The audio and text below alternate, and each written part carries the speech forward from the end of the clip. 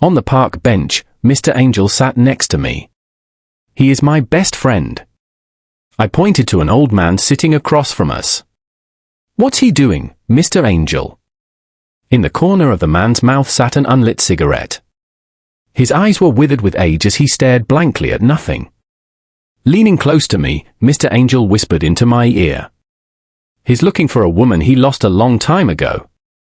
His words felt warm against my cheek, and I smiled up at him. I liked his secrets. Mr. Angel knew everything. That's really sad, Mr. Angel, I said. Why don't you help him? Since he didn't have a mouth, I couldn't see it, but he was smiling.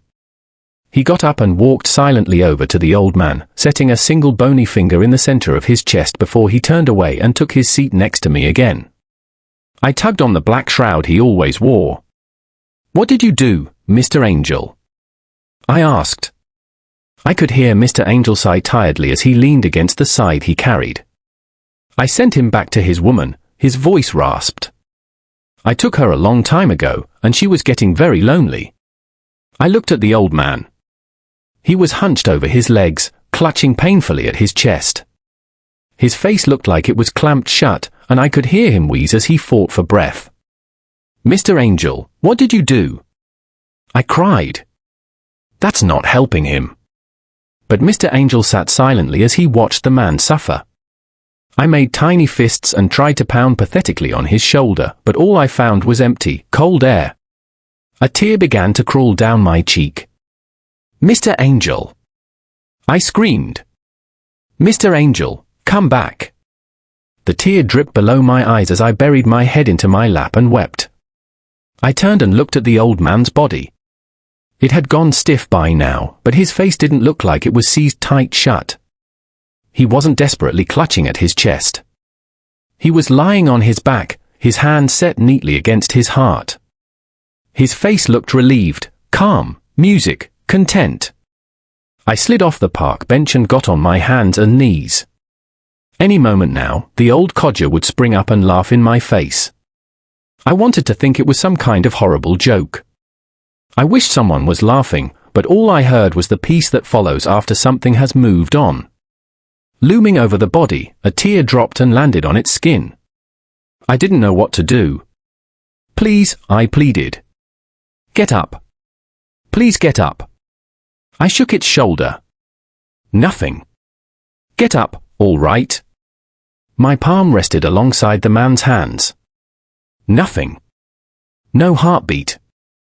The old man is where he should be now, I heard an old voice call beside me. He's happy. These words whistled against my skin. I looked behind me. Mr. Angel was watching from the park bench. You killed him. I screamed. My breath was haggard. The feeling in my legs was disappearing. Mr. Angel got up from the park bench and walked over to me. He knelt down, and I could feel his shroud move over me in a warm embrace. I looked up, and Mr. Angel's blank face stared pleasantly down at me. Gripping his scythe with one hand, he set the other against my shoulder. I couldn't see it, but I could tell he was smiling. Death, I said to him, my voice still hoarse as I choked down a few tears. Did you really help him? Death looked at me and leaned close. My dear little one, he whispered softly, death can do many things. Death can be hard. Death can be painful. Death will someday be at your heels. But never forget, the best thing to do when death greets you is to embrace him as a friend. He pulled me closer to him. I could feel his shroud wrap slowly around me, it felt warm and cozy. It was good to be close to death. Now, don't call me death. I'm an angel, remember? I laughed at him and wiped a tear away. Because you bring people to heaven, right?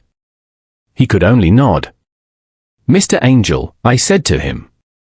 You're my best friend, right? My breathing stopped. His smile was gone, and his shroud felt cold as it caressed my skin. Yes, death rasped. I'm your best friend.